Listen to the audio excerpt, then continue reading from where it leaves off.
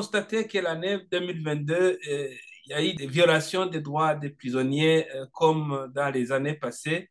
Nous avons constaté qu'à la fin de l'année 2022, les prisons en général comptaient 12 048 détenus, tandis que la capacité d'accueil dans toutes les prisons confondues est de 4 294 détenus, soit donc le tiers de l'effectif des prisonniers actuellement.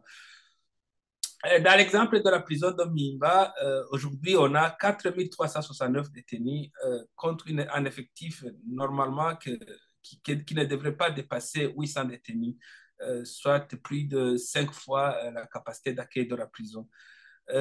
Ça a été toujours ainsi parce que si l'on compare avec les chiffres de 2021, il y avait 4753. Donc, vous comprenez qu'il n'y a pas vraiment eu un grand changement. Nous avons aussi parlé de l'insuffisance alimentaire où ça a été récurrent cette année 2022. On a constaté récurremment qu'il y a eu de l'insuffisance de la ration quotidienne et aussi il y avait eu rupture de stock plusieurs jours. Nous avons aussi constaté que les infrastructures des prisons sont vétustes, insolubles et pas de réparation qui est envisagée même dans un futur proche.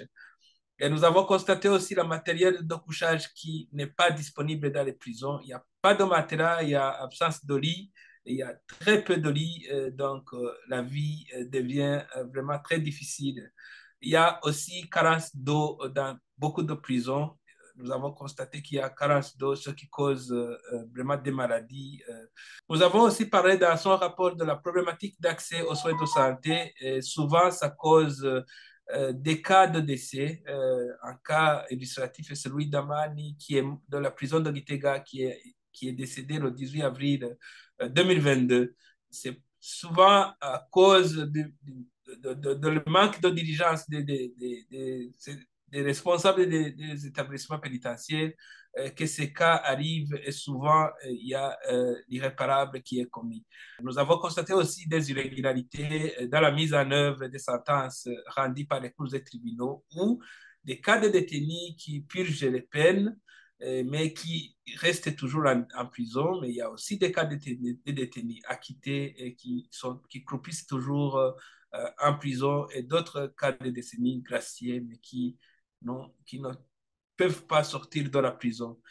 Nous avons terminé nos rapports par des recommandations à travers lesquelles on demande à l'État du Burundi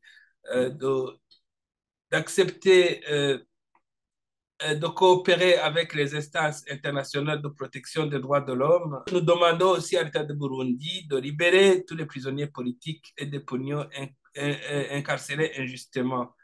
Nous avons aussi demandé au État du Burundi de faire respecter les droits des inculpés pendant la phase préjudictionnelle et prendre des mesures concrètes pour mettre en place une politique qui pourrait limiter l'emprisonnement des personnes. Il y a d'autres sanctions qui peuvent être mises en œuvre au lieu de recourir toujours à l'emprisonnement.